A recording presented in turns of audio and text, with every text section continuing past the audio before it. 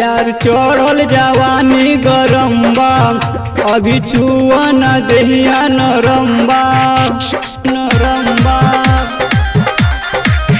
यार चढ़ल जवानी गरम्बा अभी छुआ न दहिया नरम्बा। अरे हटो न दूर तनी आवो सुनो राजा तनी आजा तू देहिया जन चोरावो सुनो राजा तनी आजा तू देहिया जन चोरावो चोरावो।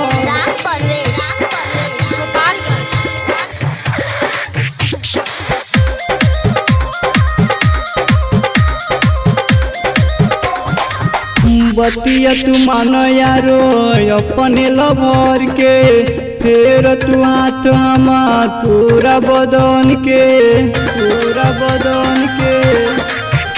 बतिया तू मानो यारो अपने लभर के फेर तू हाथ हमार पूरा बदन के। अरे कर परेशानी मन भाव सुनो राजा तनी आजा तू देहिया जन छोड़ावो सुनो राजा तनी आजा तू देहिया जन छोड़ावो जन छोड़ावो।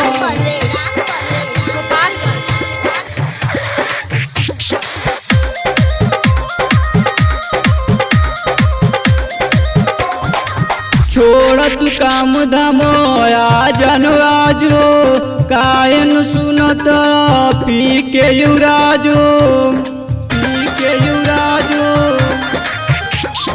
छोड़ तू काम धाम आजन आजो कायन सुनत पी के युराजो। अरे धके कवारी देहिया आवो सुनो राजा तनी आजा तू देहिया जन छोड़ावो सुनो राजा तनी आजा तू देहिया जन छोड़ा।